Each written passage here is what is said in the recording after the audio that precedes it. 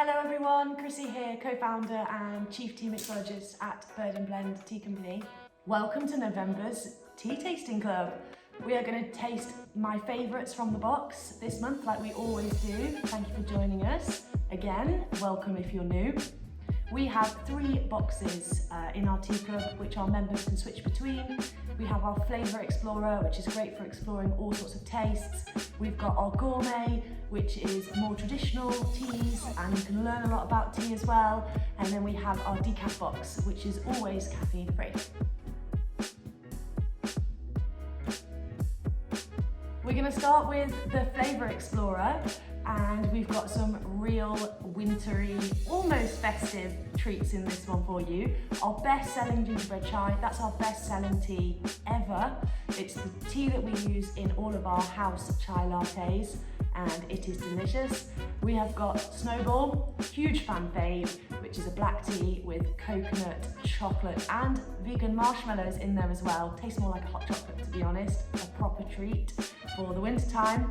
And we also have Toffee Chai, which was a chai we launched a couple of years ago, and it was a limited edition, and we've just brought it back permanently. It is a big fan fave across our team. We are going to make a tea latte. Again, I did this last month and I'm going to show you how to do it again. It's the perfect season for tea lattes. Latte just means frothy milk. So rather than a coffee latte, we're going to use tea. So I'm going to use Snowball. The recipe for this is also on our website, Snowball Latte. So what you need to do is take your tea, which I have already done, and brew it for recommended brewing time. You want to use twice as much to make your tea concentrate. So 2 tea bags or 2 heaped teaspoons per cup, and brew it up for 4 minutes with boiling water, which I have already done here. Then what we need to do is choose your milk of choice. I have used dairy milk, but oat works well as well. Coconut also works brilliantly with Snowball. And you need a frother. I always use these, which we sell. They're great for matcha lattes as well, and they're one of the best tools for frothing milk. Let's do some frothing.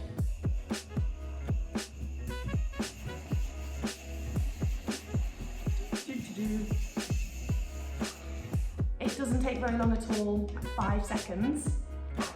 And I should have mentioned that I preheated my milk. I've got warm milk here. I did it on the stove, but you can also do it in the microwave, just be careful not to burn it. So you want to add 100 millilitres of your tea concentrate, be careful because it's going to be hot, into your mug. I hope some of you have got some really festive Christmassy mugs that you're using, or just wintry. And then you're going to top up with your milk, your nice frothy milk. Here we go. And I'm going to top with a bit of cocoa powder. You can also use things like cinnamon, nutmeg, and if I was feeling really fancy, I might sprinkle some of the marshmallows on top as well. I hope you enjoy. Let me know what you think. Yum.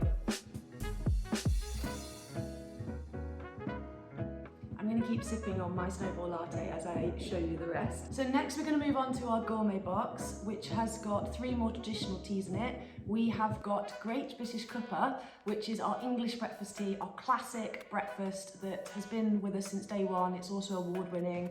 We use big whole leaves in there for your best crisp winter morning cuppa. We've also got Cold Weather Warrior, which we're going to try today, and rhubarb and custard.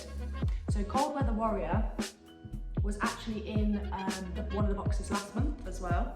It is a mint, so if you like peppermint, it's going to be up your street. And we've also got other ingredients in there that are really good for the winter months. So chili, echinacea, eucalyptus, all of the things that help us cope with the chilly weather outside and make sure we're feeling really fit and ready to go. We are going to use the Brudini. I use it every month, you know the score, and use a heaped teaspoon to brew. And I've got my hot water. This one takes boiling water, and you can brew it for as long as you like, but I would recommend at least 4 minutes. So I've brewed for 4 minutes. I don't usually drink out of a glass cup unless it's a very special occasion. I love a mug, but I thought I would show you what the Brudini does. So you just pop it on top of your glass, and magically the tea filters through, and then the moment that you lift it up, it stops. And you just pour your leaves away. You could probably re-steep this as well for another brew if you wanted to, and they go in the dishwasher. Look at the colour of that beautiful crisp tea.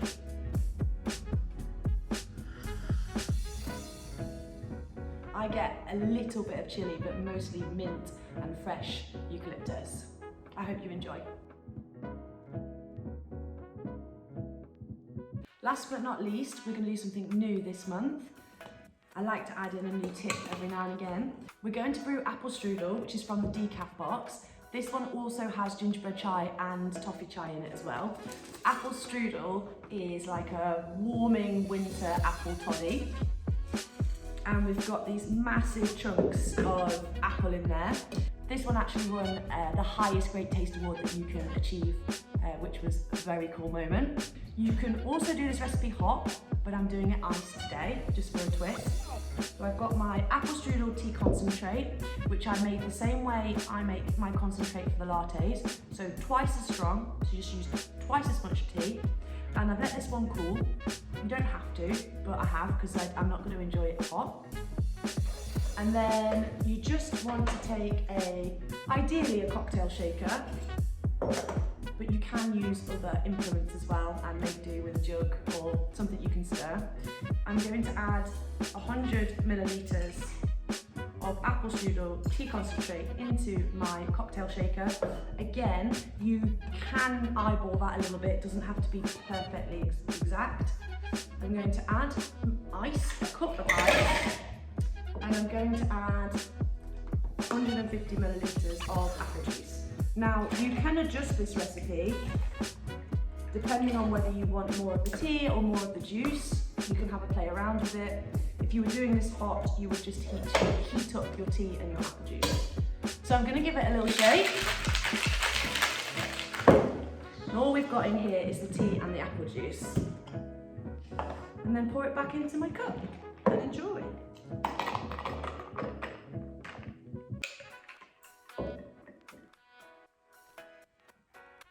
So good. You could also garnish this and make it into a sort of fancy mocktail, or add a dash of spiced rum to make it into a cocktail too, with a slice of apple on the top, and it's a real party pleaser. Thank you very much for joining me again this month. I'll be back next month. Let me know in the comments if you've tried anything you really love, and don't forget you can find out how to make loads of recipes over on our university blog.